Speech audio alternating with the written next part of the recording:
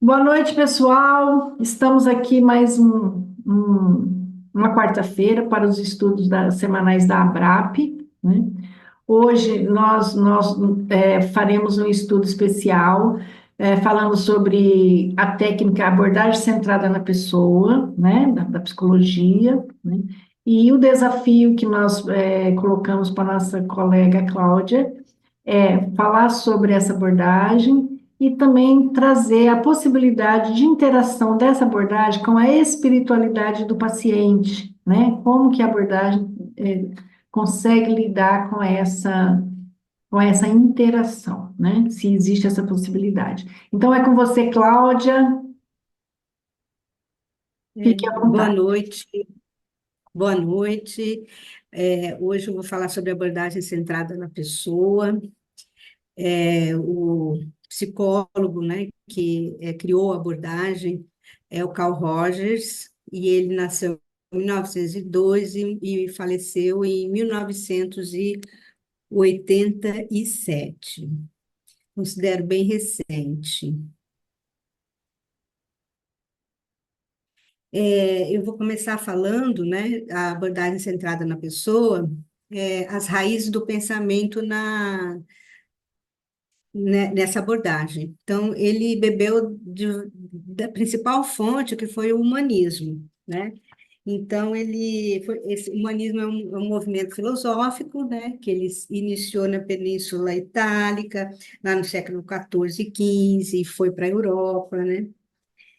Caracterizou-se pelo interesse dedicado ao problema do homem, da sua natureza, da sua origem, do seu destino, posições no mundo, né? O humanismo quer dizer pleno desenvolvimento do homem. Também, ele também se baseou, né, para essa abordagem no hedonismo, mas pelo ponto de vista psicológico, do prazer, o desejo de aumentar o prazer e diminuir a dor, mas com foco positivo, né? O foco que a Joana de Ângeles até falou no livro dela, né? No capítulo do hedonismo, que é para a construção, né? Para a transcendência. O prazer como valor intrínseco, associado à busca pela autorrealização. Então, é transcendente para buscar a autorrealização. Também ele se baseou no naturalismo, né, que o homem está integrado à natureza, né, íntima relação do homem com o universo, e a objetividade científica. Ele busca, pela objetividade, da expressão do outro, a impessoalidade e o retrato fiel da realidade. Então, assim, vocês vão ver que ele é bem, assim, pragmático, bem concreto, né? Humanismo, os elementos chaves, né, da abordagem. Vou falar alguns, tem outros, mas os principais. O humanismo, que resgatando o valor do humano, quando tomados por experiências que nos distraem do contato conosco, o humanismo é aquele que nos ajuda a trazer de volta a compreensão por nós mesmos, né? Essa compreensão é adquirida por via de uma observação, do reconhecimento da realidade que o humano vive e da expressão que esse humano possa ter sobre si mesmo. Então, o foco bem direcionado para o humano. É assim que conseguimos acessar a parte humana que existe em cada um de nós e também o valor pela dignidade humana. Outro elemento-chave é a individuação, prestar atenção nos valores e na dignidade que nós temos sem sermos individualistas. Então, não é olhar pelo foco do egocentrismo, mas sim também pensando nessa transcendência, no individualismo, mas assim, dentro do progresso, da evolução, né, da potencialidade do ser humano. Pensar no ser humano é valorizar toda a sua caminhada, que esse humano tem que fazer, de responsabilizar-se sobre si mesmo, de desenvolver um processo de autonomia, de ter uma liberdade que seja responsável, e essa liberdade também responsável pelo outro. Então, uma íntima ligação na natureza, o humano, mas no seu foco social. Então, isso significa, né, que o chamar a atenção desse indivíduo enquanto um indivíduo que precisa desenvolver suas potencialidades, porque ele tem talentos, tem habilidades, ele tem tudo de útil que possa ter para ele pelo outro, né? Pelo mundo em que vivemos, pelo universo de forma geral. Então, essa conexão, né, com a natureza, com o todo. No entanto, não estamos independentes, né? Então, ele diz que estamos integrados nessa natureza, né? Não somos nem mais nem menos do que alguém ou de um acontecimento. Nos realizar é que nos dá prazer, é o que nos move, é o que nos leva adiante. Então, o hedonismo no sentido de movimento, né? Para a realização, a autorrealização. E se conseguirmos realizar nossas individualidades e facilitar as individualidades dos outros, nós desenvolvemos a humanidade. Então, ele tem um foco de que, a partir do indivíduo, do individual, se tem o desenvolvimento da humanidade. A humanidade acompanha, né? Se cada indivíduo se desenvolver, se autorrealizar, o coletivo também acompanha, né? Como um todo. Aí eu coloquei aqui as matrizes do pensamento psicológico para a gente fazer uma correlação. Primeira força, segunda força e terceira força, né? Aqui tem um quadro, são 3 quadros. O primeiro quadro vai falar da primeira força, que é o behaviorismo. E ele diz que, eu vou relatar rapidamente, mas ele nasceu em 1910, na América, ele tem uma perspectiva científica, ele tem um determinismo externo, os comportamentos são resultados de condicionamentos, e ele descarta os estudos sobre a mente, pensamentos e emoções. A segunda força é a psicanálise. Então, é o quadro do meio. Então, ele também nasceu em 1910, mas nasceu na Europa. A perspectiva já não é mais científica, mas é analítica. O seu determinismo não é mais externo, mas é um determinismo interno. E o sujeito ele está influenciado não mais pelo comportamento, mas pelos desejos conscientes e inconscientes. E também a psicanálise, ela descarta estudos sobre a observação do comportamento, né? Vice-versa, né? A terceira força, que é os movimentos, vários movimentos, dentre eles está o movimento humanista, ele começou pós-Segunda Guerra Mundial, na América e na Europa, tem uma perspectiva humanista, nem científica e nem analítica, mas é uma perspectiva humanista, já não existe um determinismo, nem um determinismo interno nem externo, mas não existe um determinismo, a determinação.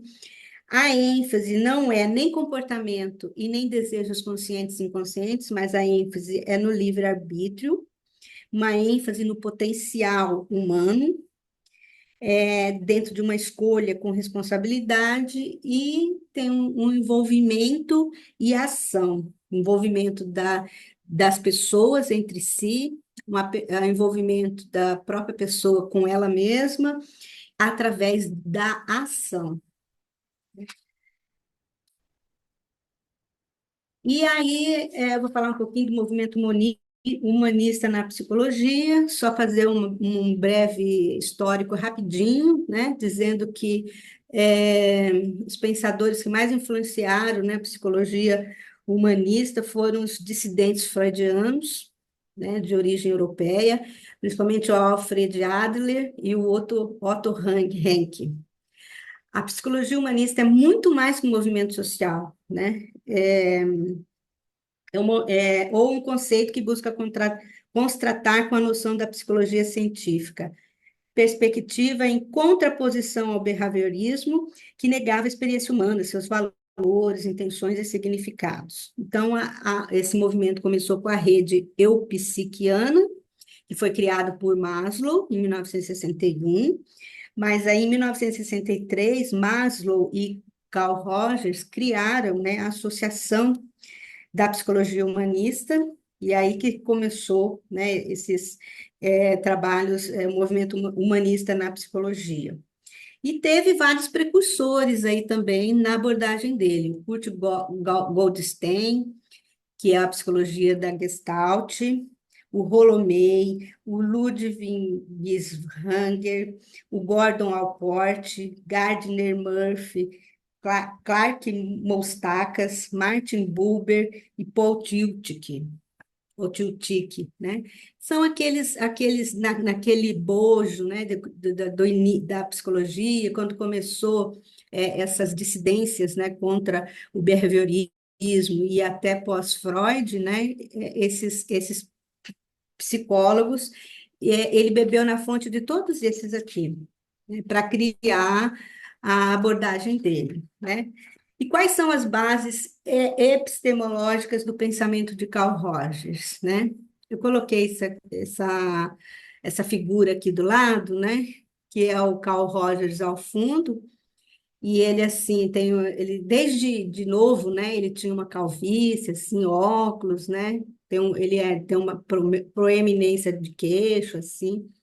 E essa foto, né, mostra aí uma lâmpada, né, com um, como que chama isso? Tá dizendo assim que é uma lâmpada que está Abajur, ligada ao abajur. pensamento, né? Um abajur. Nesse modelo, o Carl Rogers ele diz assim que o raciocínio lógico, considerando o único caminho para validar o saber científico, né? Mas ele desafiou isso, né? Não é só o raciocínio lógico que leva ao saber científico, e ele mostrou isso através das suas observações. Ele foi, desde criança, ele foi muito observador, através do seu desenvolvimento das suas habilidades, né, de observação, principalmente no contexto coletivo, que ele começou a pensar essas bases aí do pensamento da teoria dele. Bom, uma, um, uma das bases, né, que ele usou para a teoria dele é o funcionalismo, né, que ele explica ou apresenta a importância de estudarmos a consciência humana e como ela se dá e como que funciona. Então, a consciência humana, o funcionalismo, ele entende, né, o cérebro a serviço, né, de um aspecto global no ambiente, não compartimentalizado, né? Deixa eu beber um pouquinho de água aqui.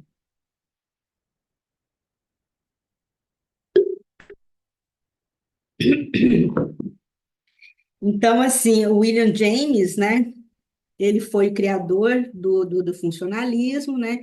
Entendendo como uma função adaptativa, né? Do organismo no ambiente, entendendo a mente, né? Como uma função adaptativa. E o funcionalismo, ele estuda, né, as funções mentais, né, a função geral do cérebro, né, atendendo às necessidades práticas, né, do ambiente. Ele usou também o pragmatismo. O Carl Rogers foi muito pragmático. Ele nos mostra. Tá aparecendo umas. Não sei como tirar isso aqui. Vocês Para estão nós está vendo ou não? normal. Não, para nós está normal. Estão Tá vendo? normal para nós. Tá. O pragmatismo nos mostra como temos que funcionar e entender mais sobre nós mesmos por via da experiência. A aprendizagem tem que ser prática e pela experiência. O pragmatismo em si fala da aquisição de conceitos e Rogers fala da aquisição de conceitos sobre si mesmo. Fala sobre o autoconceito, construção de um conceito sobre nós mesmos. Segundo Rogers, a maior e melhor aquisição de aprendizagem na vida seria nós mesmos na experiência, né?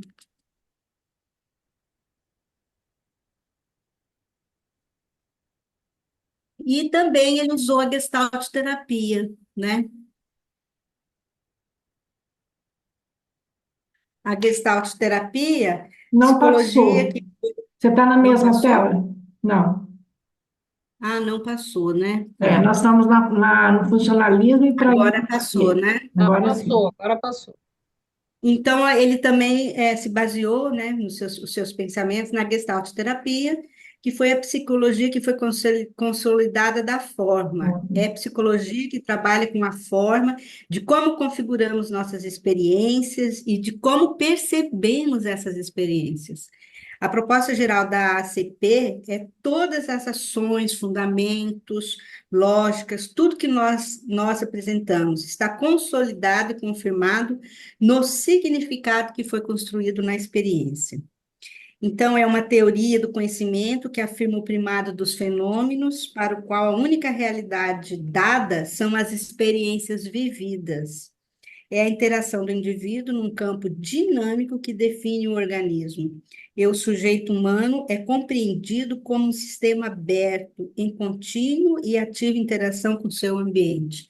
Então, aquela questão da figura e fundo, né? Toda vez que vem uma figura, tem um fundo, e aí a gente olha aquela figura, resolve aquela figura, vem outras figuras, né? Mostrando esse sistema aberto, esse sistema contínuo, dinâmico, né? Também ele usou como essa Gestalt terapia, e aí ele pensou também, assim, umas noções chaves, né, para construir a sua teoria. Uma das noções chaves que ele usou foi a tendência à realização. Então, ele fala que a vida é um processo ativo, né, quer o estímulo venha de dentro ou de fora, né? É o ambiente que seja, ou o ambiente seja favorável ou desfavorável, os comportamentos de um organismo serão dirigidos no sentido dele manter-se, crescer e reproduzir-se. Tendência de crescimento é operante em todos os organismos, supõe um desenvolvimento, uma diferenciação e uma tendência à autorregulação. O substrato de toda motivação humana é a tendência orgânica à realização, e ele diz assim que pessoas psicologicamente maduras manifestam confiança nas direções de seus processos orgânicos internos, os quais, com a consciência participando de forma mais coordenada do que competitiva, levam-na à frente no encontro total com a vida e os seus desafios.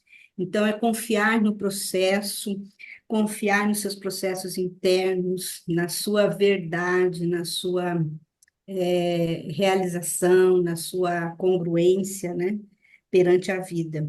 No ser humano, a potencialidade para a consciência de seu funcionamento pode se tornar persistentemente distorcida de modo a aliená-la de sua experiência orgânica. Então, ele diz assim também que pode haver aí nesse caminho de realização, tendência à realização, alguns percalços aí que vai alienar a pessoa, né?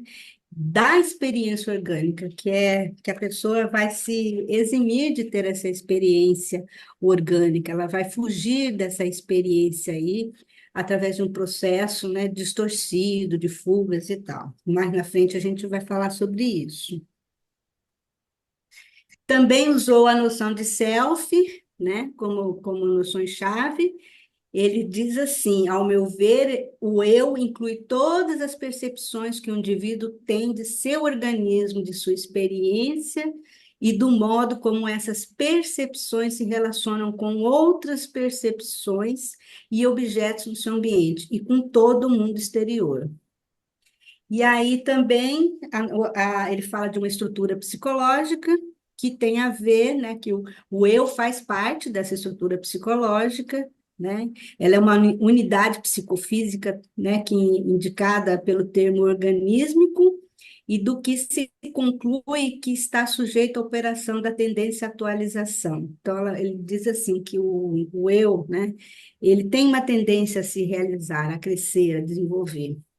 Então, a conjunção desses dois fatores, a tendência à atualização e a noção do eu, né, determina o comportamento da pessoa. A primeira, que é a tendência à atualização, determina o fator dinâmico desse crescimento. E a segunda, né, que é a noção de eu, representa o fator regulador. O primeiro, que é a tendência à atualização, fornece a energia, né? E o eu, a noção do eu, vai fornecer a direção a ser seguida. Dentro dessa dinâmica psicológica ainda, a tendência à atualização do eu age constantemente e busca também constantemente a conservação e o enriquecimento do eu. O sucesso dessa ação depende não da situação real, objetiva, mas da situação tal como o indivíduo a percebe. O indivíduo percebe a situação em função da noção do seu eu, né? A eficácia da tendência à atualização do eu depende do caráter realista, depende da noção do eu, e essa noção é realista quando a correspondência ou a congruência entre os atributos que o indivíduo acredita possuir e aqueles que de fato possuem. Uma congruência, né, do que ele tem noção de eu e da sua imagem, né? Quando a imagem que ele tem do seu eu corresponde à realidade, corresponde realmente àqueles atributos que ele possui, né? Aí ocorre essa tendência à atualização. A autorrealização supõe-se a pessoa reconhecer e aceitar o que se está passando dentro dela e, em consequência, se modifique praticamente a cada instante e progrida em complexidade. Então, é um autoconhecimento, é sempre se autoconhecer, é sempre se olhar, sempre fazer olhar para os sentimentos, para as emoções, para o que está acontecendo ali naquele momento, na vida real, né, no dia a dia. E ele também usa também uma noção-chave do funcionamento pleno, né? Então, ele fala da liberdade experiencial, e ela se relaciona com a experiência, né? Então, que a pessoa que ela está, né, nessa tendência à atualização, ela tem uma liberdade experiencial, né? Ou seja, os seus fenômenos internos, com o fenômeno interno. O indivíduo se sente livre para reconhecer e elaborar as suas experiências e sentimentos pessoais como ele entende. Então, o indivíduo é psicologicamente livre quando não se sente obrigado a negar e nem deformar aquilo que experimenta, a fim de conservar, né, seja o afeto ou a estima daqueles que representam um papel importante na sua autoestima, né? Então, ele não pelo outro, né? Ele não deixa, ele não nega nada pelo outro, né? Por chantagem emocional, por alguma condição, né? De um outro humano, aí ele pode negar a viver algumas experiências, ou ele pode também distorcer algumas experiências por quanto de uma visão equivocada que ele construiu da sua imagem, né, de selfie, quando criança, por exemplo, né? A gente vai falar também isso mais na frente um pouco, né? Então, nesse processo disfuncional, o indivíduo aprende que a expressão de determinados sentimentos gera punição, né? Então, por exemplo, quando a criança, né, para ter afeto de um adulto, né, o adulto diz assim para ele: ó, se você não fizer tal coisa, você não vai ser uma pessoa, um menino bom, uma menina boa, né? E vai colocar alguma condição para aquela criança. Então, ela vai entender essa criança é um exemplo que eu estou dando. Essa criança vai entender se ela não fizer aquilo, ela é uma pessoa má. Então, ela vai ter uma imagem de self distorcida. E aí ela vai deixar de experienciar experiências na vida dela que vão levar ela a se atualizar, o self dela se atualizar, ela crescer, desenvolver. Ela vai distorcer. E aí ela ficando com uma imagem distorcida dela, ela também não consegue fazer uma leitura do todo, ela faz uma leitura também distorcida nas suas relações, pessoais, das relações com as pessoas, né? Essa imagem, né? Então aí diz assim, ó, que, por exemplo, acredita que esses sentimentos são ruins e representantes de uma pessoa sem valor, que uma pessoa indigna, né? Então ela tem uma imagem distorcida do self dela. Essa imagem vai ao encontro da tendência à atualização, né? O organismo reage como estranho e tenta ignorá-lo ou torná-lo mais aceitável à consciência. Então, é uma imagem do seu self distorcida ou negada. A experiência ou certos elementos da experiência não têm mais livre acesso à consciência. Então, a consciência não há uma congruência do que ela pensa dela e o que ela é. Então, há uma distorção aí, ou ela nega algo aí. Esse desnível entre a experiência e a sua representação consciente pode conduzir a desordens mais ou menos graves na comunicação organísmica que forma a base do bom funcionamento. Então, aí já não vai haver esse funcionamento pleno, já vai haver um funcionamento aí prejudicado, né? Então, aí entra a questão de que mostrar para esse humano, para essa pessoa, para esse cliente, né? Como que ele pode mudar essa imagem dele distorcida do self, né? É um trabalho a ser feito aí. E ele fala também da vida plena, que a vida plena é um processo e não um estado do eu. Então, o organismo humano seleciona quando inteiramente livre para se mover em qualquer direção. Implica em uma abertura crescente à experiência. Experimenta sentimentos e atitudes que antes não tinha sido capaz de tornar consciente, né? Cada momento da vida passaria a ser vivido como novo. Então, ele fala que sempre nós estamos atualizando, sempre estamos no novo. Toda vez que nós olhamos, né, para o nosso aqui, no agora, nossos sentimentos, e nós colocamos uma racionalidade, né, uma congruência, uma autenticidade do que a gente pensa, do que a gente pratica, nós estamos nesse processo de vida plena e de evolução, né? E aí, como que a psicoterapia e a atitude do psicoterapeuta pode facilitar ou ajudar esse processo aí, que eu falei há pouco, né? Então, tem alguns princípios aí da relação terapêutica, né? Dentro da abordagem centrada na pessoa. O primeiro princípio que ele desenvolveu foi a consideração positiva incondicional. Que é isso? Ela consiste em que o terapeuta aceite incondicionalmente o seu cliente, não fazendo julgamentos ou censuras.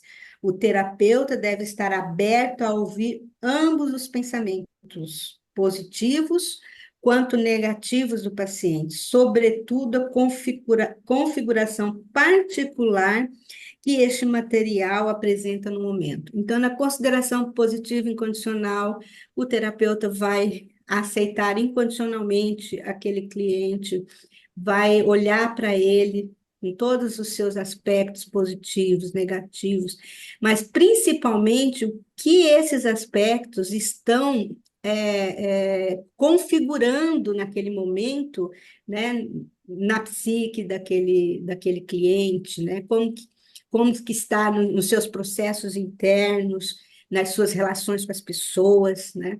Então, é essa consideração positiva incondicional que o terapeuta tem que ter, acima de tudo, sem fazer o julgamento, abster-se de julgar, abster-se de olhar com aquele paciente como, por exemplo, eu acho que ele tem aí uma bipolaridade. Eu acho aí que esse paciente aí, ele tem, né, eu acho que ele tem borderline. Então, a gente, às vezes, o terapeuta está atendendo o paciente e está definindo ou está configurando uma situação, né, sem considerar realmente aquela pessoa ali na frente dele, presente, né, sem censura, sem julgamentos, sem definir, sem fazer um cenário, né, sem fazer um recorte, né, ou definir o que ele tem ou não tem. Acima de tudo, essa consideração incondicional, né, olhar como humano aquela pessoa, né, e não o que ele tem ou a doença que se manifesta. Também, uma das atitudes também, né, que entra como princípio da relação terapêutica é a empatia. E ele diz que essa empatia, ela é a arte do encontro, né? Aonde o terapeuta tem a disponibilidade para ir de encontro, ao encontro, né, ao mundo do outro. Então, a empatia é a capacidade do terapeuta conseguir se colocar no lugar do paciente, de sentir como essa pessoa, esse humano, está se sentindo e como os eventos ao seu redor lhe afetam. A empatia ajuda o terapeuta a pensar como tudo que a pessoa está lhe afetando, e a partir disso moldar a melhor forma de ajudá-la. Então, a empatia de olhar para aquele outro, né? Com... Mas a gente pode pensar que a empatia também, eu posso usar da empatia também para tirar algum tipo de proveito. Porque se eu tenho uma empatia com o outro, eu consigo fazer a leitura daquele outro, né? Ver o que afeta aquele outro, né? Eu posso também fazer aí uma manipulação. Então, mais do que uma empatia, né? A gente, é necessário o terapeuta desenvolver uma compreensão empática, que é mais profunda que a empatia. E é uma condição assim necessária. Carl Rogers diz que é uma condição necessária essa compreensão empática. E tendo assim percebido a estrutura de referência interna do outro, tão completamente quanto possível, indicar para o cliente em que medida está vendo através dos olhos dele. Então, é olhar, é o terapeuta abster-se de julgamento, olhar aquele humano com uma empatia, mas através dos olhos dele, ou seja, olhar como é que aquela pessoa funciona, como é que aquela pessoa se organiza, para que eu possa ajudá-la e possa dizer para ela, olha, me parece que você funciona assim, assim. Faz sentido para você isso? Me parece que você tal. Então, assim, de olhar através dos olhos dele, do que ele mostra. Então, o terapeuta vai só clarificar, só vai dizer para o cliente, né, ou paciente, através dos olhos dele, ler através da pessoa, né, que é uma condição muito mais profunda, é uma compreensão mesmo de como ela vive, de como ela interage, de como ela se enxerga e mostrar para aquela pessoa isso, né?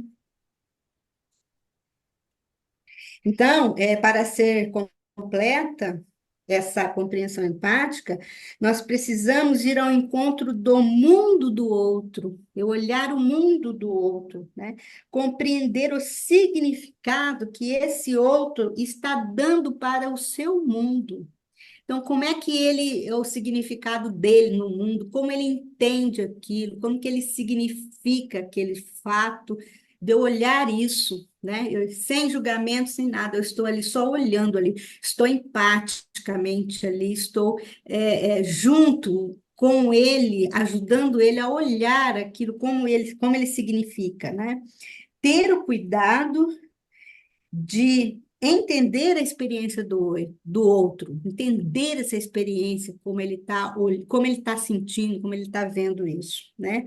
O significado do outro que ele dá para a sua experiência, porque a experiência é do outro, né? Então, eu olhar essa experiência do outro, a visão dele, eu entender isso. Então, abster, né, da minha experiência, mas de olhar a experiência do outro, abster do meu julgamento, né? E é uma atitude, assim, bem profunda, uma atitude que requer a gente ter um treinamento para isso, porque nós não estamos habituados a esse tipo de postura, né? Esse tipo de atitude. né? Cláudia, aí, E aqui aí, mudou. Autenticidade, né? oi? Vai falar de É, autenticidade, né? vou falar de Ah, autenticidade agora. isso. Então, é um outro princípio que ele fala que é importante na relação terapêutica, né? E a autenticidade, ela é um processo. Não depende de eu ter das minhas informações, não depende da qualidade do meu serviço, não depende do meu conhecimento, não depende da quantidade de atendimentos que eu tenho, nada disso, né? A autenticidade fala de um trabalho que o psicólogo se predispõe a realizar ao longo da sua trajetória pessoal e profissional. Então, ele diz que o terapeuta, quando ele é a autenticidade dele é no que ele é de verdadeiro nele, dele mostrar para aquele cliente o que é autêntico nele, né? Ser transparente, né?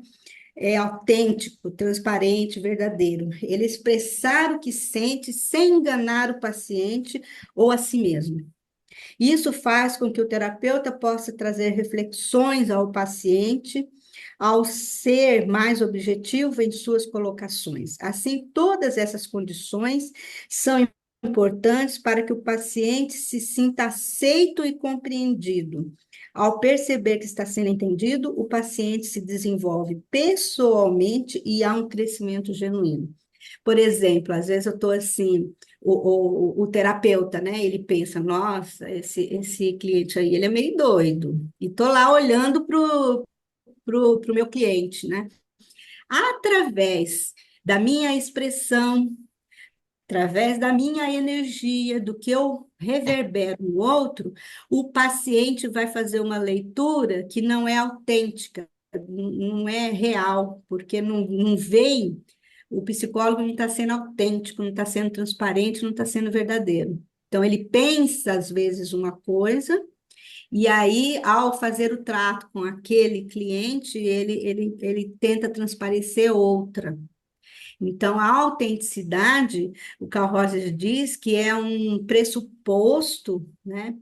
É extremamente importante. Quem quer trabalhar nessa abordagem, ele, o terapeuta ou o psicólogo, ele tem que trabalhar a sua autenticidade, né? Na sua trajetória pessoal mesmo, de vida pessoal e profissional, né?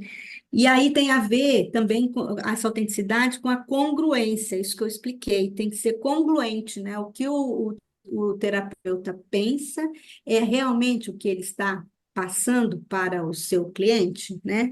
Se o terapeuta é congruente ou transparente, né?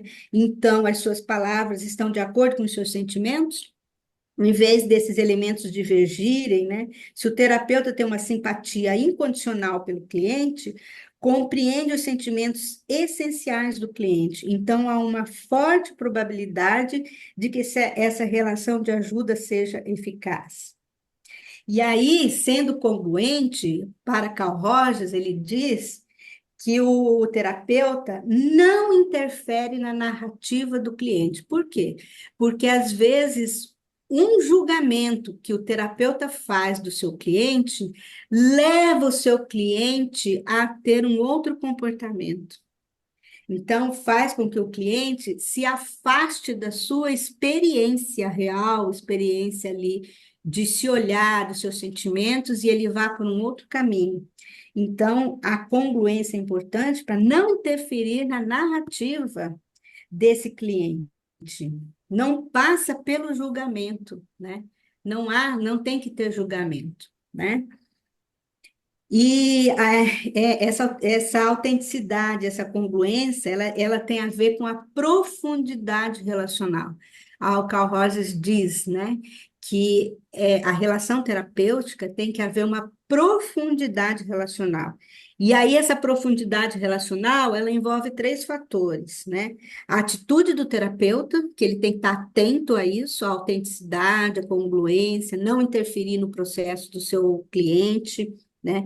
Ele tem que ter, também tem que estar colocando certos processos de facilitação. Processo de facilitação é ser autêntico, olhar para o paciente ou para o cliente né, compreendendo ele naquela experiência que ele está vivendo, e uma postura interpessoal do terapeuta, né? Não tem que haver uma pessoalidade ali, uma simpatia, né, pelo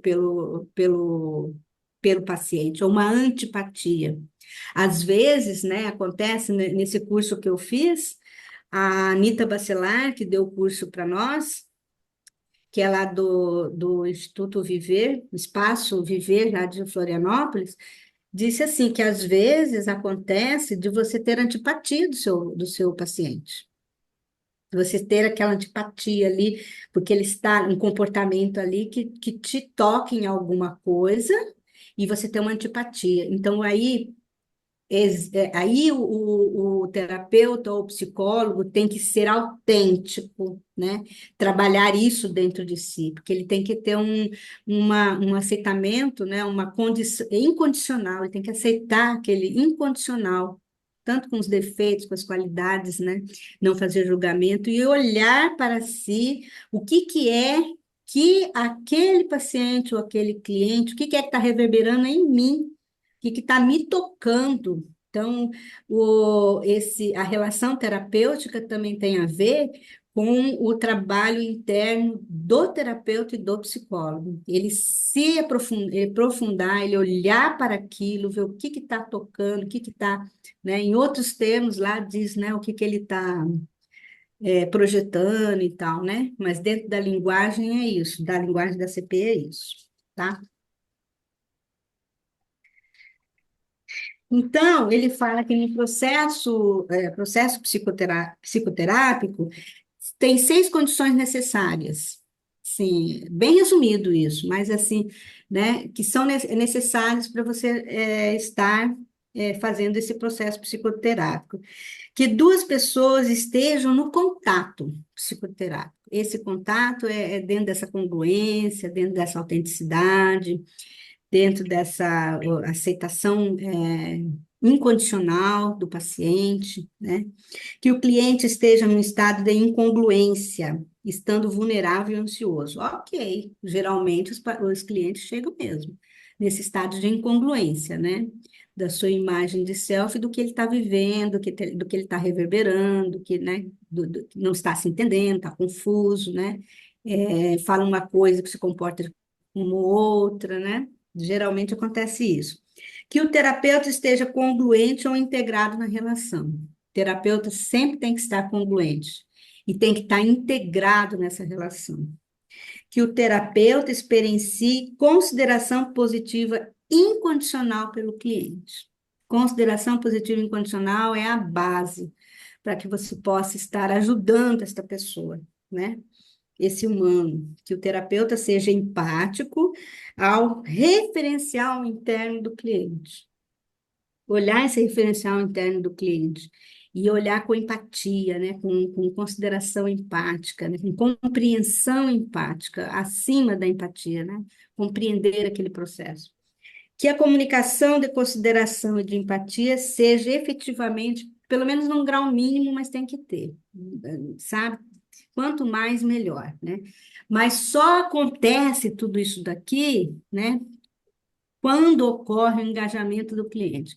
Se o cliente não se engajar, não vai acontecer, né? Porque o cliente ele está ali naquele momento, né? Não é se beneficiando, mas está criando um ambiente no set terapêutico que lhe dá condições dele se olhar, condições de ele olhar para a imagem dele de self, da sua congruência, dos seus processos, né?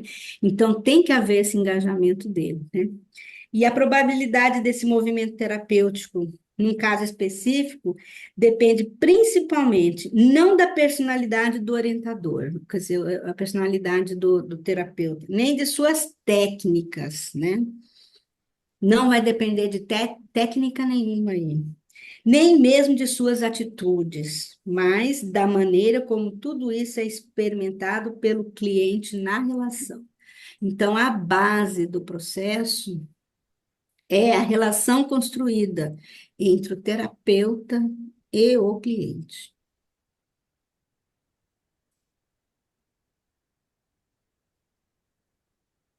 Aí, vou falar mais especificamente agora, as teorias da abordagem centrada na pessoa. O Carl Rogers, fazer um parênteses aqui, ele foi uma pessoa que ele viveu na prática tudo que ele escreveu, tudo que ele pregou, tudo que ele defendeu a vida dele inteira, ele viveu na prática. Então, ele começa desde pequeno, quando ele morava numa fazenda e ele observava a natureza. Então, ele observava, sabe, as borboletas, os processos da natureza. Então, ele foi desenvolvendo essas habilidades, né, de um pesquisador científico na prática. Quando ele se torna moço e ele vai para estudar fora, e aí ele vai se tornar um seminarista, e aí ele vai pregar também a questão da religiosidade, né? Aí ele percebe que existem pessoas, né, que não tem o mesmo aceitação religiosa dele, mas que também existiam pessoas verdadeiras, honestas, que não professavam a mesma religião. Então ele começou a entender o humano, começou a entender o outro. Aí ele vai, muito jovem, ele entrou num grupo de jovens, né, acadêmico, de estudantes, e ele vai para a África do Sul e lá ele desenvolve um trabalho que ele começa a olhar, né, as pessoas lá da África do Sul, e ele começou a perceber essa questão do desenvolvimento, né, das pessoas, né? Então ele veio assim da vida dele inteira, ele trabalhando esses conceitos.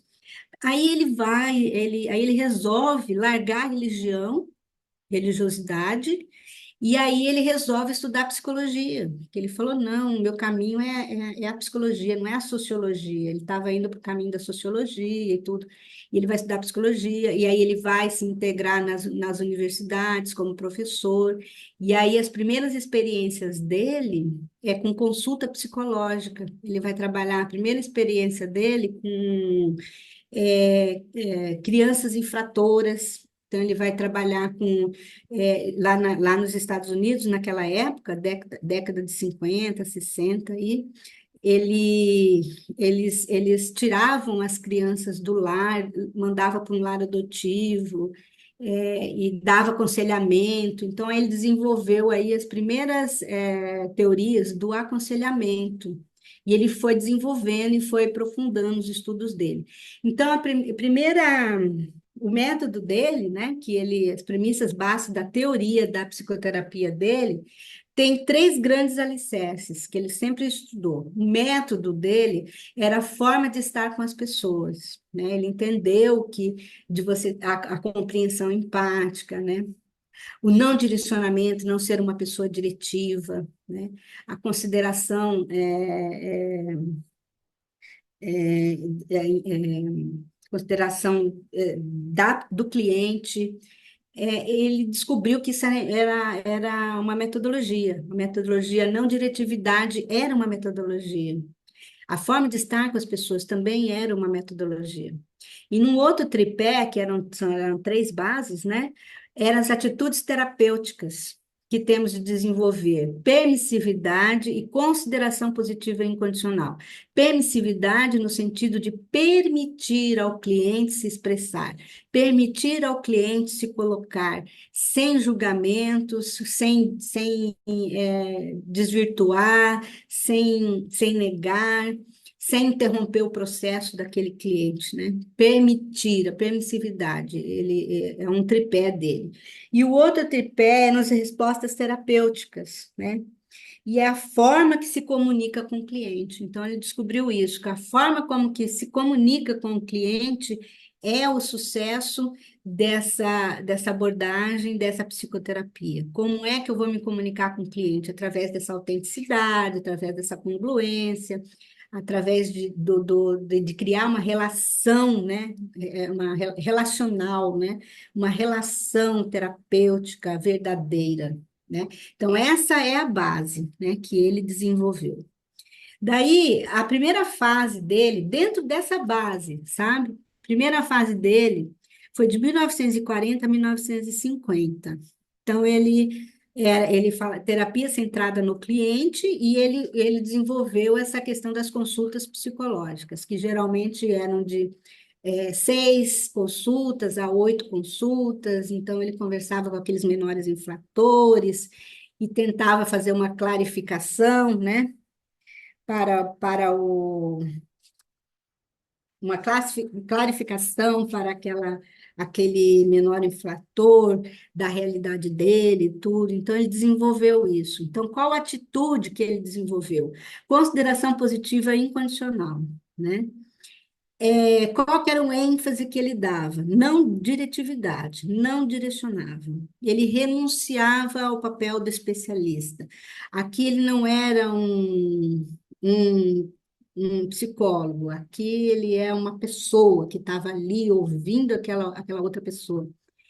E aí ele toma a orientação do cliente, ele deixa que o processo terapêutico, o cliente oriente o processo terapêutico. E qual que é a resposta que ele dava? Ele clarificava, ele só clarificava isso. O cliente falava tudo para ele e ele só fazia momentos de clarificação. Ele dizia: parece-me que você me falou tal coisa, é verdade isso? Parece-me que você se deixa levar, né, pelo julgamento do outro.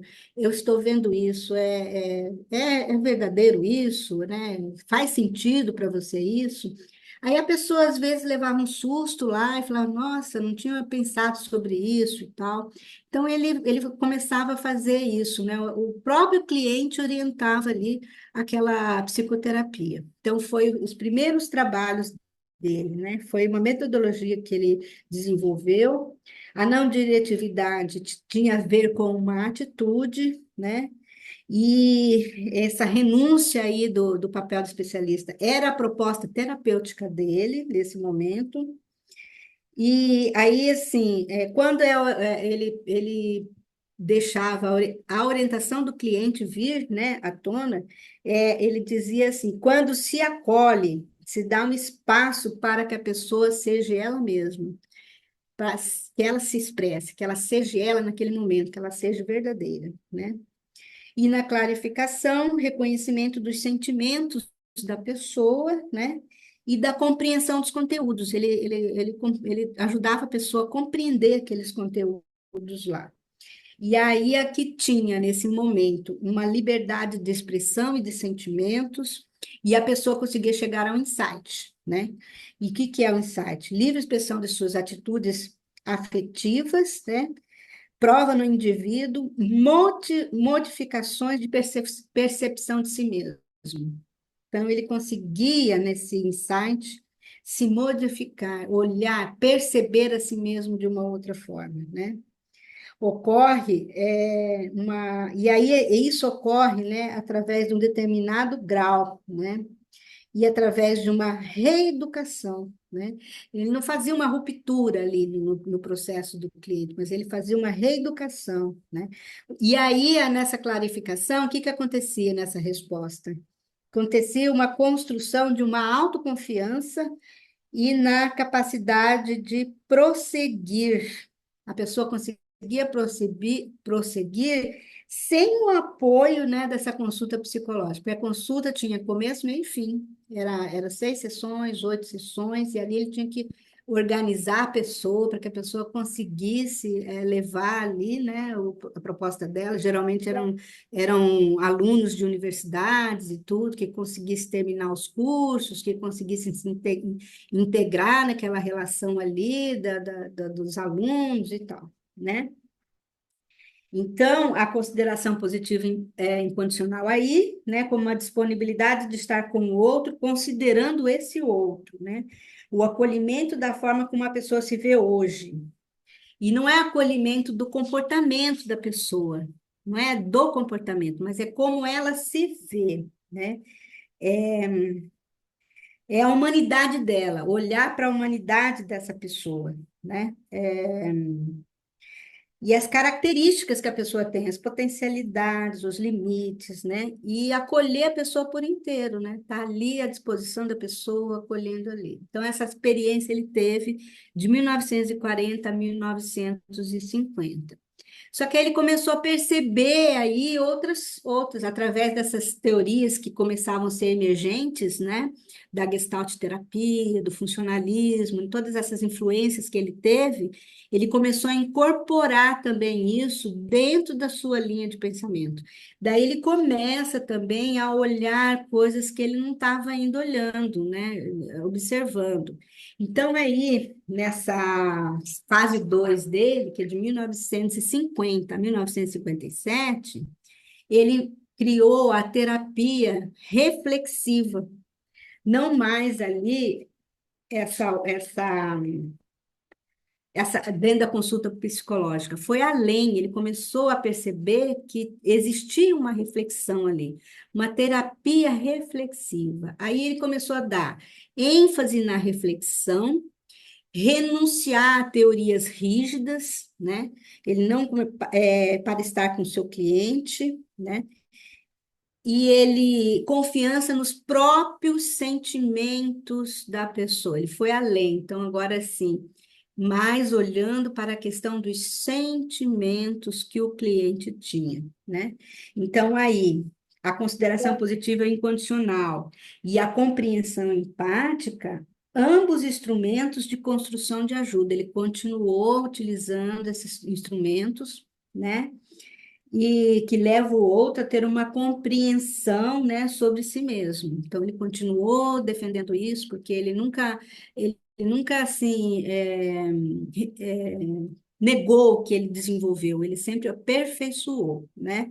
E aí, essa confiança nos próprios sentimentos do cliente, né, é o papel mais ativo do cliente. Então, assim, o cliente muda a postura, não mais vai contar seus conteúdos, não vai mais contar os seus conteúdos, ele vai contar agora os seus sentimentos, né? E aí, ele cria uma condição de deixar o outro mais perto de si mesmo, quando ele começa a olhar não mais conteúdo, mas olhar sentimentos, né?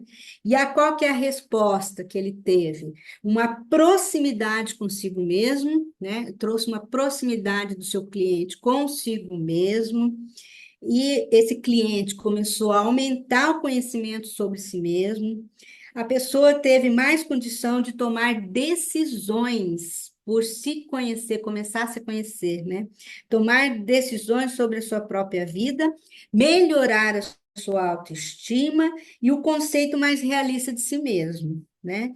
E aí, assim, essa reflexão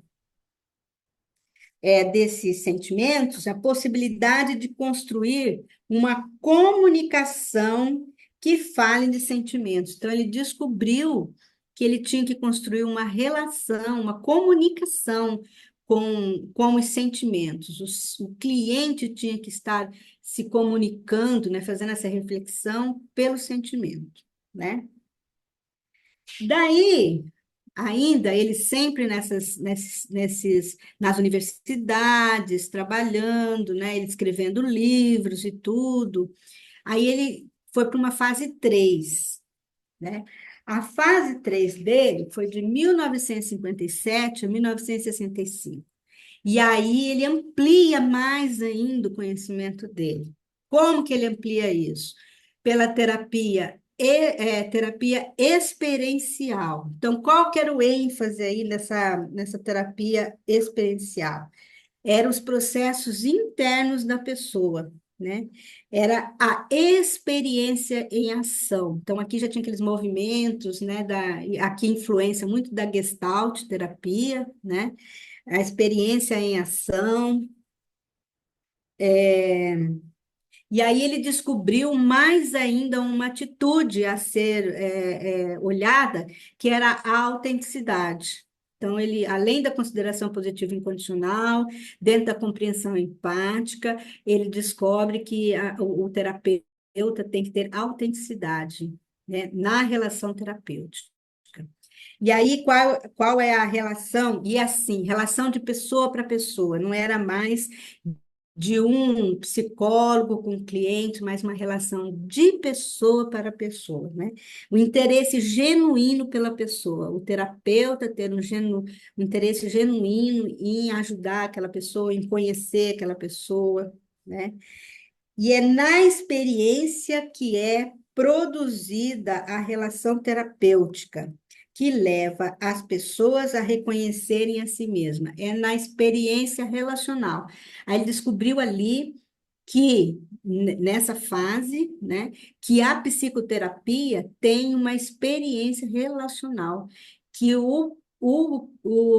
é pessoa para pessoa. Então, o psicólogo também participa dessa relação aí com o seu cliente. É uma relação construída experiencialmente, né? Usando compreensão empática, consideração positiva e incondicional, usando essa autenticidade, mostrando realmente o que a pessoa pensa para o outro, comunicando isso de uma forma congruente, comunicação é importante, né? De mostrar congruente, né? E aí, essa congruência com a própria experiência, né? Que ele diz assim: é o que produz o movimento. A congruência com a própria experiência é o que produz o movimento, que produz o conhecimento, o crescimento, a evolução e a direção para onde se está indo.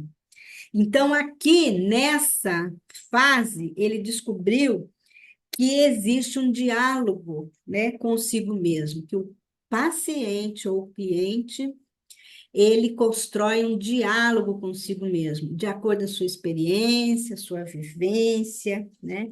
Então, vamos saber o que o organismo, a pessoa, o cliente, o paciente vai entender o que o organismo dele, que o organismo dele prefere, que potencialidade ele vai precisar ali realizar com o seu organismo para o seu organismo, para o seu desenvolvimento. Então, olhando o seu processo, né? Potencial de realização, né? De funcionamento pleno, de como que ele está funcionando plenamente, né? Levando uma vida plena, né? E aí, assim, ele pega também na resposta terapêutica e ele descobre a questão da experienciação. Experienciação, né, que é a experiência mais a ação. Além de ter a experiência, a ação, olhar para a experiência, a ação naquele momento, aquela experiência naquele momento, né?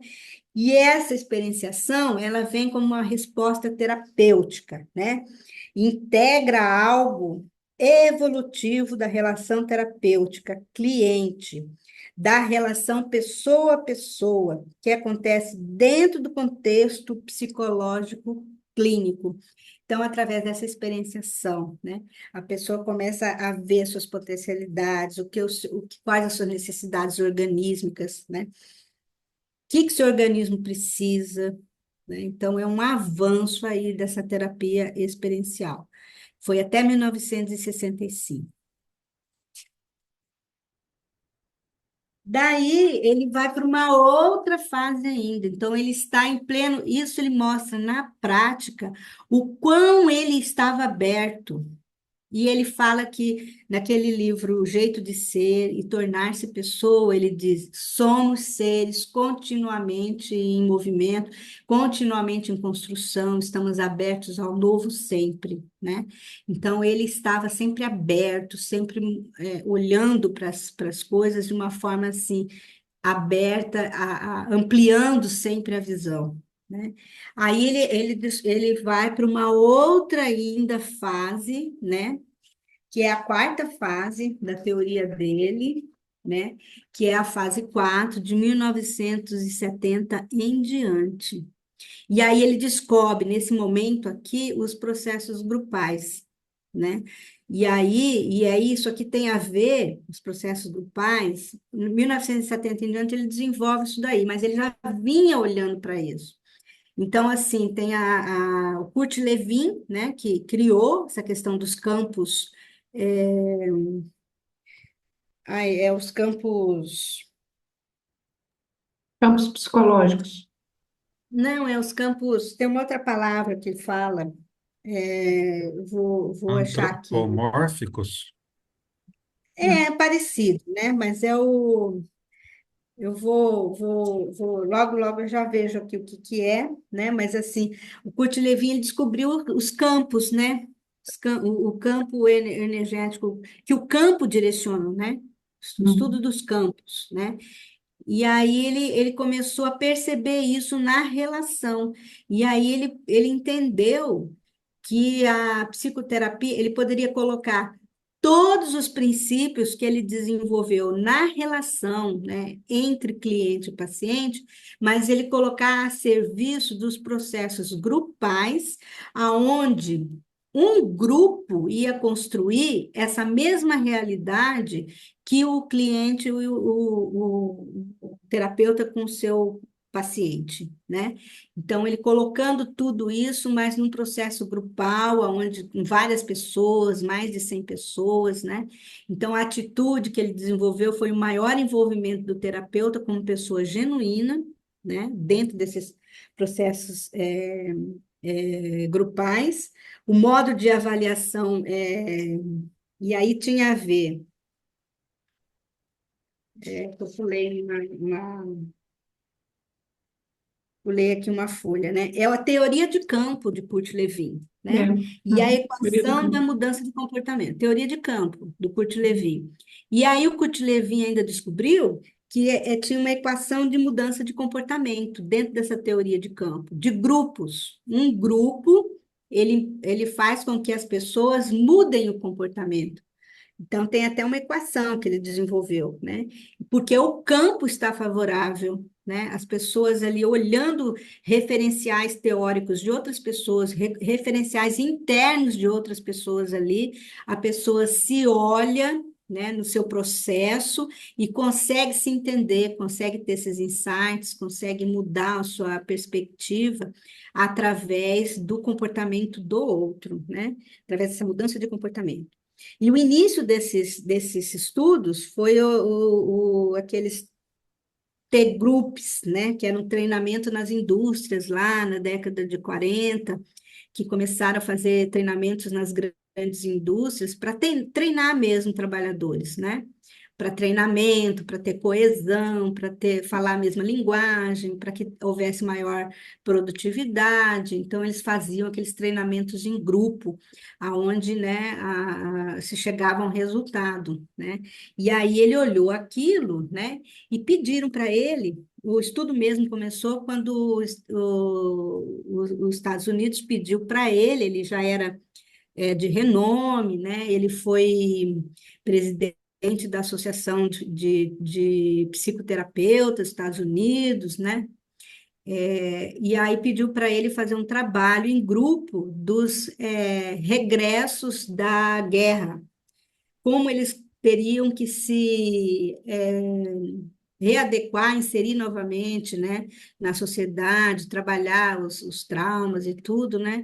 E aí ele começou a trabalhar através disso, né? E aí ele descobriu que podia por todos os princípios que ele desenvolveu também nos processos grupais, né? Então, os grupos, a princípio, né, ele tem como princípio, são grupos não estruturados. O grupo, ele mesmo, por si mesmo, escolhe os objetivos, o direcionamento do grupo. Quem desenvolve é o próprio grupo, são as pessoas que vão conversando e descobrem o que tem que trabalhar, né? O terapeuta, ele não é autoritário aí, ele é um facilitador, ele tem que trabalhar junto, ele também tem que experienciar, ele tem que também estar lá junto, no mesmo processo, trabalhando mesmo, passando pelo mesmo processo. Então, ele não é visto como uma pessoa autoritária, ele só é um facilitador ali. Então, nem tudo que ele fala o grupo vai acatar, porque é o grupo que determina. Então, é um direcionamento diferente, né? Então, aqui, nessa fase, renuncia ao controle intelectual, não existe mais isso, renuncia às teorias para confiar na experiência, maior crença no grupo para decisões de autoconhecimento, né? E aqui, né, nas atitudes, né, tem a implementação dos princípios de liberdade liberdade experiencial, né? E autorrealização, né? Com relação às respostas respostas terapêuticas, né? Promove essas terapias em grupo, né? Promove descobertas de aprendizagens, alteração no autoconceito das pessoas, né? Pessoa explora seus próprios sentimentos e dos outros também, né? Porque há uma ajuda mútua aí. E a exploração do mundo ampliada para relações da vida real aqui e agora, né? E ele incorpora aqui nessas teorias para confiar na experiência, ele incorpora essa perspectiva centrada na ACP, como desenvolvido por ele, por Rogers, né? Ele colocando aí, né? Deixa eu ver a hora que eu não estou vendo aqui. Cláudia, Mas eu ia apontar isso terminar, agora, Cláudia. vou Você terminar, falta muito, falta 10 minutos para terminar nosso horário. Se você vou puder terminar, eu estou terminando, vou acelerar um terminar. pouquinho. Vou acelerar rápido. Desculpa, gente, eu me empolguei. Bom, Não, tá aí tem umas ótimo, tá perfeita a sua explicação, tá? Mas é que o teorias. nosso horário se encerra. Ok, eu não vi isso, desculpa, gente. Teorias derivadas aí. Aí ele descobriu outras teorias aí para ajudar ele. Teoria da personalidade, teoria das relações interpessoais e a teoria do funcionamento pleno. Mais ou menos já falei do funcionamento pleno. Da teoria das relações interpessoais é a teoria da comunicação, se comunicar, congruência, né? Esses obstáculos da comunicação, da imagem de self, que não é o que a pessoa, como a pessoa se vê, né? E aí a teoria da personalidade é esse desacordo interno também que eu falei, né? Que a pessoa pode ter por por uma condição condicional, né? Para agradar o outro, a pessoa deixa de viver experiências e distorce a imagem que tem de si mesmo, né? E ele usou muito essas teorias aí. E aí, finalizando, né? Já no final, o que fica para nós da abordagem centrada na pessoa, né? Que significa atuar na abordagem centrada na pessoa.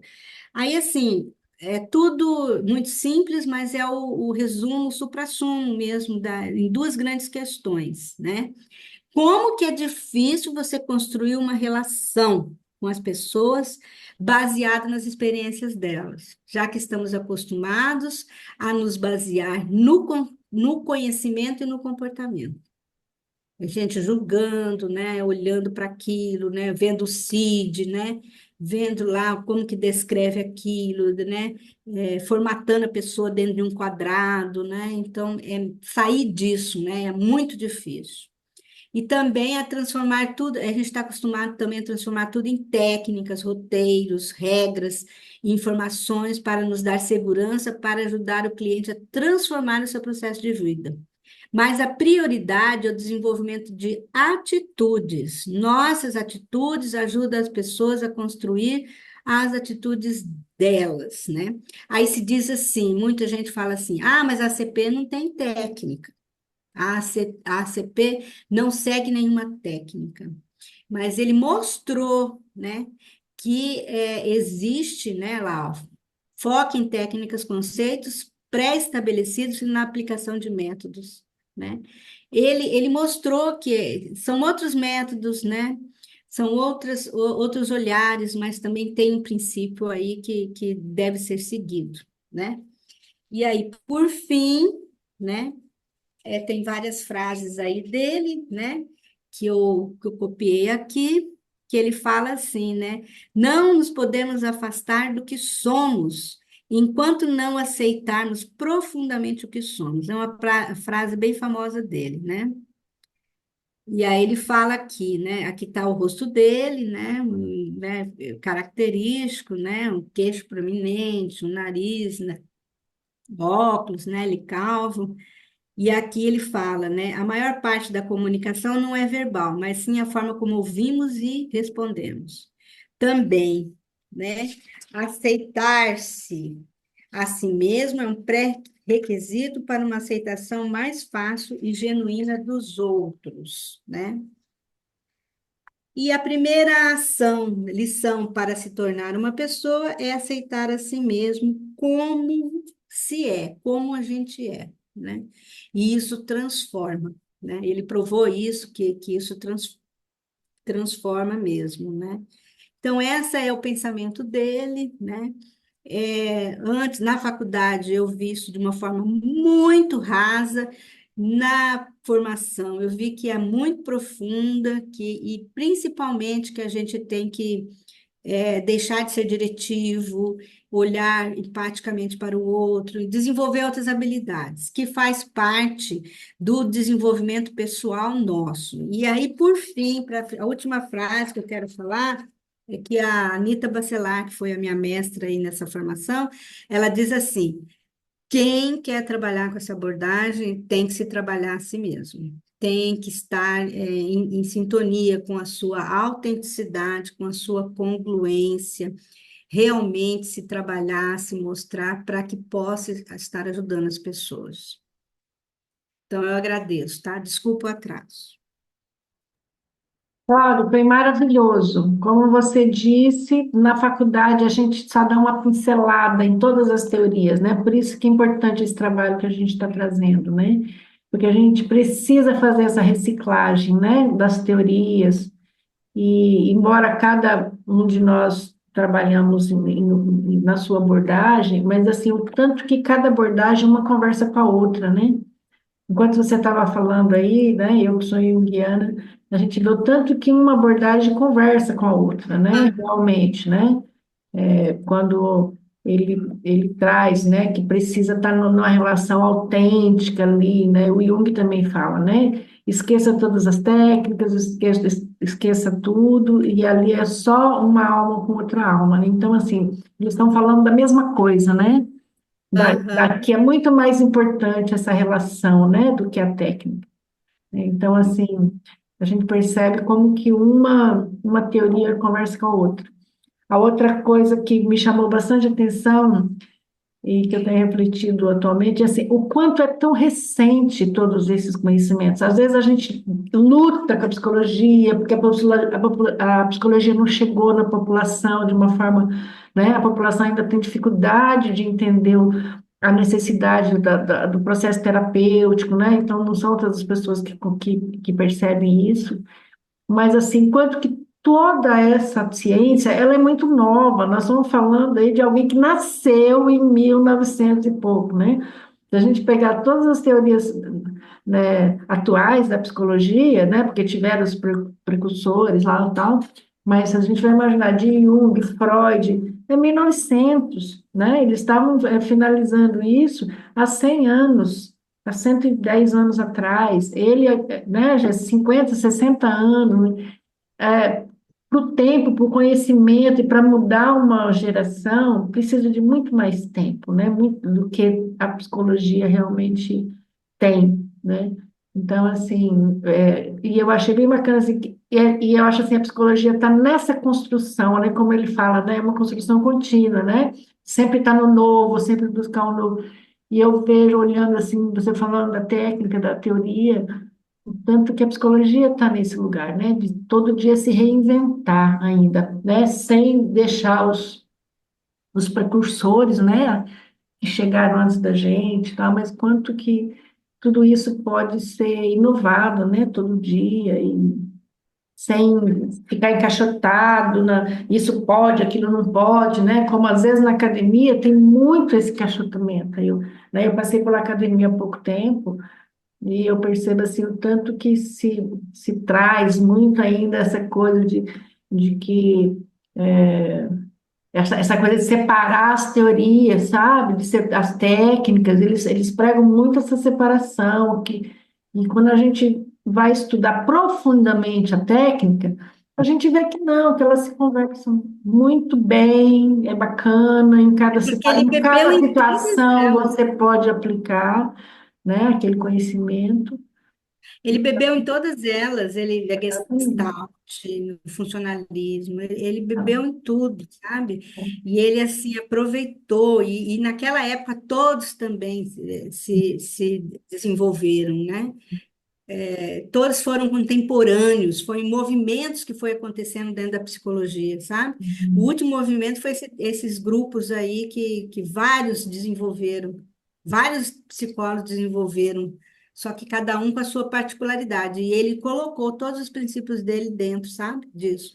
Mas, assim, por isso que existe essa conjuminação aí, né? Que você fala assim, a gente olha. Mas foi maravilhoso. Para mim, foi uma aula perfeita, maravilhosa. Muito Ah, é. obrigada por todo esse carinho que você fez a aula. Edna, quer Então, falar? Tá? Eu quero. fala.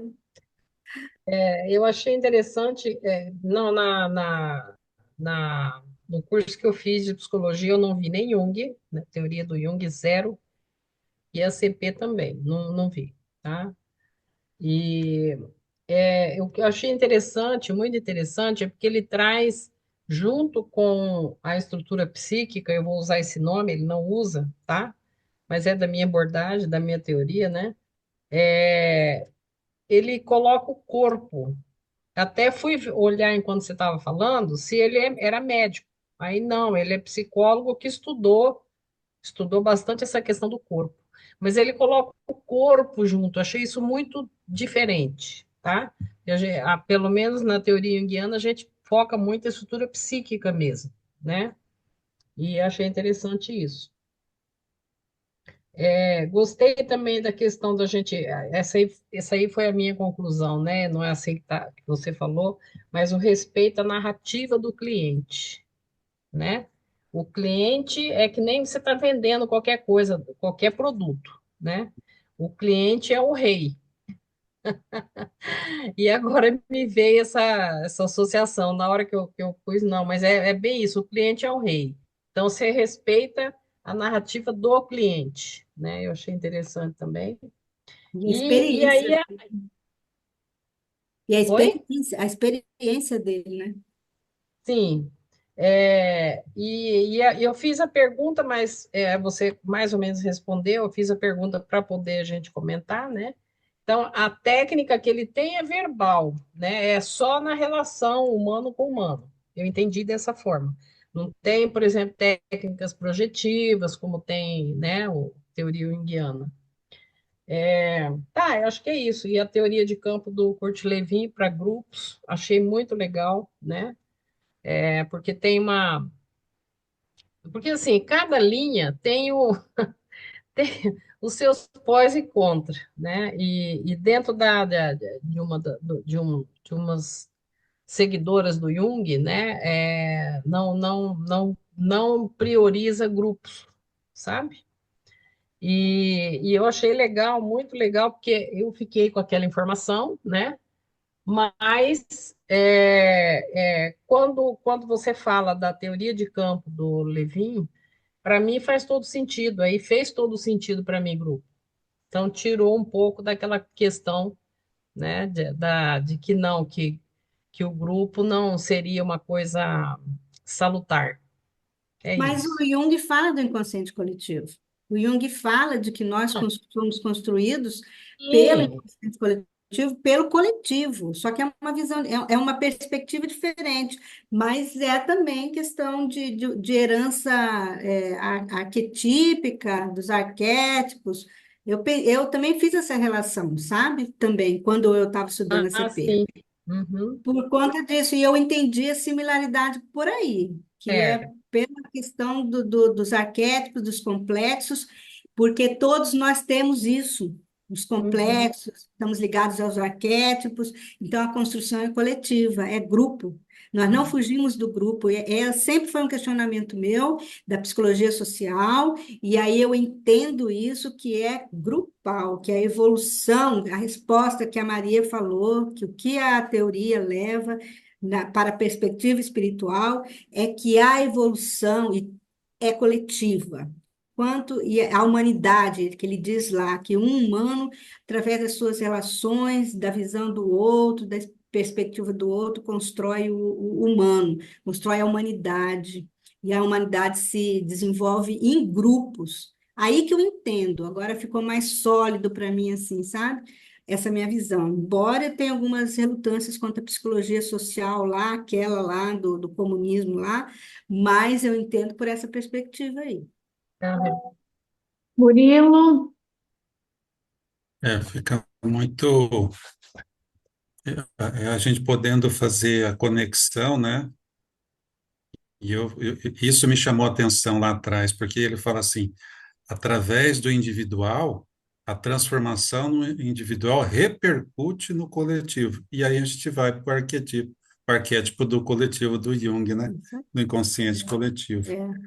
Ah, Carl Rogers sempre assim me trouxe a questão do humanismo, né? Da gente tratar o ser humano como cliente, não como paciente. Então, não é em hierarquia, é em aproximação, é em diálogo, né? E a gente cai na dialética com Jung também. Então, eu consigo estar fazendo essas correlações a partir daí. E quando ele traz o protocolo, existe um protocolo de atuação. Então, é aquela história. Se eu não estudei o suficiente, nada sei ou nada se sabe aonde nada se estudou, né? Então, quem fala tem que trazer a fundamentação, tem que estudar, tem que conhecer para poder falar, né? E assim, ficou assim para mim, como você conseguiu sintetizar em 50 minutos um trabalho de quase quantos anos? De uma uhum, vida toda, É, de uma é, vida toda em 50 minutos. Então, parabéns. então, eu tentei, né? Porque é muita coisa. é, E aí eu Mas achei a muito essência, a interessante. alma dele, daquilo que a gente sentiu, a gente, tá. né, Ficou muito Marielle, a bom, gente ficou pode muito bom. sentir o E uma humano coisa, que ele construiu e se construiu enquanto espírito encarnado aqui. Ele aproveitou a encarnação dele para poder fazer uma coisa e entregar. e outra, você vê Aí os os continuadores vídeos vêm dele, na você vê sequência. você vê os vídeos dele, de como que ele fazia a terapia, como ele conseguia rápido fazer essa relação empática, a compreensão empática, como que ele conseguia chegar lá no âmago da pessoa. Ele, assim, a humildade que ele tinha de se desenvolver, de olhar, sabe, de dar foco. É assim, você fala, nossa, para mim fazer isso, eu demorei. E outra, a gente tem uma visão dele assim muito na faculdade de aconselhamento psicológico. Aconselhamento só. E é muito além do que de aconselhamento. Isso é uma proposta de vida para nós. A Anita Bacelar, que é a minha mestra, falou: isso aí é a gente, é nós que temos que desenvolver isso. É o nosso tendência formativa, tendência à realização, a gente se realiza dessa forma, através desses métodos. E isso aí ele diz assim também, que é muito importante, sai do set terapêutico. Então, é na família que eu vou fazer isso, nas minhas relações pessoais e nas minhas relações grupais. Isso que é bacana, sabe? Esse Cláudia, desafio, e né? aí, para responder a nossa pergunta, o desafio, né? Dentro dessa técnica, o paciente chega com questões da parte da espiritualidade, né? Como que a técnica, dentro dessa compreensão empática, tal, vai lidar com esse conteúdo da espiritualidade do paciente, né? Que a gente sempre, na maioria dos casos, aparece dentro do consultório, né? É Eles através, falam, é através de você aceitar ele como ele, no mundo dele, olhar o mundo dele, através dos olhos dele, eu olhar aquele mundo, compreender, e eu só clarificar para ele como ele funciona, não querer mudar, não querer alterar, e é dentro daquele mundo ele perceber qual que ele tem a livre expressão, o livre direcionamento do que ele vai buscar, o que que é melhor para ele, como o funcionamento dele, sabe? Então, a gente tem que aceitar irrestrito tudo que a pessoa acredita e só ajudar a pessoa a clarear, a pessoa a entender esses sentimentos, essas experiências que ela está vivendo. E quando tem esses desequilíbrios, né? Por exemplo, que a pessoa tem uma imagem do self negativa, entender que ela não é aquela imagem que lhe passaram, né? Que ela é outra, o self dela é outra coisa, que ela tem que construir conceitos positivos dela mesma, e ela mostrar, ela mudar essa visão dela de imagem de self. Quando a pessoa muda a visão de imagem de self, ela cresce, porque ela entende as potencialidades dela, entende o que ela tem que desenvolver, quais as habilidades que ela precisa, né? Se ela acredita, tem uma fé ou não tem, mas dentro daquilo que ela acredita, ela tem crescimento, porque Carl Rogers diz assim, nós somos fadados ao crescimento, à evolução, né? A tendência formativa, né? Então, assim, e o Espiritismo fala isso também, né? Muito É a bom. lei do progresso. Em Kardec. contraponto, às vezes tem outras religiões que, ao contrário, tentam encaixotar o ser dentro de regras coletivas, regras morais, né? Em algumas religiões, não descartaria nem a própria religião espírita, né? Que encaixota, às vezes, o ser, né? Que ele precisa ser daquele jeito. E aí a técnica, a abordagem busca, ao contrário, a individuação daquele paciente, daquela pessoa, né? Ela como um ser único, autêntico, né? Com regras próprias, com desejos Uhum. próprios, com verdades próprias, né? Sem Isso aí.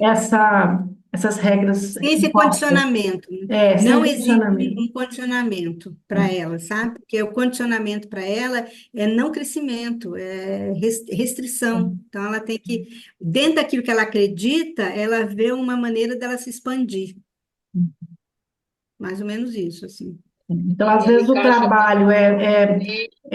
só um minutinho, às vezes o trabalho é ajudar o paciente a olhar também esse lado mais, não totalmente material, né, mais espiritual, mas às vezes é também ajudar o paciente a desconstruir essas regras que vêm dessas, né, de algumas seitas, de algumas, né? Muito bem. Edna ia falar novamente. Eu ia falar, eu ia falar que essa última fala da Cláudia, ela encaixa perfeitamente na lei de liberdade, que é uma das leis morais, né? E lei moral é lei divina, é lei que não é perene, né? Não muda. E eu A também liberdade de gostaria de ser você colocar mesmo, né? que a Completo, doutrina é. espírita, ela não restringe nada. Você é livre. Ela te direciona ao quê? Nas boas práticas. Aquilo que não é uma boa prática vai te levar para onde? Então, ela varre todo o contexto da humanidade e traz uma reflexão, o que é a tomada de consciência. Então, Uhum. quando eu ouço que a doutrina espírita restringe, me faz pensar que algo não está batendo com a doutrina espírita que eu A vejo. teoria não, às A teoria vezes não, mas a prática às vezes sim. alguns praticantes, porque se você for Aí nós conhecer estamos Kardec falando do pela movimento espírita e se não você da doutrina conhecer a espírita. São revista duas coisas de Kardec, diferentes. tá? A revista Espírita de Kardec é maravilhosa, Uhum. tá? Lá tá assim, autêntico, o Kardec é autêntico, entendeu? Uhum. Mas nas práticas, Mas às para vezes, deixar claro, acontece. o movimento é uma coisa É, e a E eu, doutrina é outra. Então a gente sim, tem que fazer essa diferenciação. exatamente. exato, Uhum. é isso aí. Muito bem. Assim Quando a como o gente próprio cristianismo, né? profundamente, Cristianismo é uma coisa maravilhosa, né? Mas quando a gente vai Na em alguns prática, lugares, o cristianismo é totalmente deturpado e se fala mas por quê? sim. Porque são seres dos seres humanos, humanos. Aham. perfectíveis, ainda não perfeitos. É por isso. Exatamente. E Uhum. por Carl Roger, nós temos uma proposta de melhoria. Sim, isso De aí. de libertação, né, desse ser ter o direito de Uhum. ser o que é. Eu gostei muito da aceitação de si mesmo, aceitar-se como Uhum. você é, né? O Jung também A fala nossa isso, né? imperfeição ainda, né? Aceitar as suas qualidades, suas habilidades e as suas sombras, né, também, né? Se aceitar como Olha, você é naquele momento, Justamente. né? eu vou falar uma coisa para vocês, que eu falei ontem em terapia, né? Uma coisa que assim eu vou abrir, que a gente pode abrir, né? Depois dessa formação, eu tive insights e eu mudei. Eu posso dizer isso, e a Marili concordou com isso, porque a gente é insight mesmo, você consegue fazer os insights, consegue, sabe? E aí parece assim, para mim, parece assim, não vou voltar àquela situação anterior. É muito legal, mas muito legal. Não volta mais à situação anterior, sabe? Caminhou. A Edna, Caminhou, no parece que primeiro assim. momento, dando oportunidade para nós, né, Cláudia? A Maria, no segundo momento, também dando oportunidade. Então, vocês duas trouxeram a perspectiva e a possibilidade da gente se mostrar na nossa melhor performance. Então, a gente só tem a agradecer vocês duas. Gratidão, Cláudia. Gratidão, Edna. Obrigado pela Também. oportunidade. Nossa, foi Porque maravilhoso a o trabalho. Cláudia hoje foi um show. É, Foi show, hein? verdade. Vamos, vamos seguir nesse caminho, porque tem muitas outras abordagens, né, que a gente precisa conhecer um pouco mais. Então, Sim. gratidão a todos, boa noite. Eu vou encerrar a gravação, tá bom? Tá bom. Cadê o meu interromper?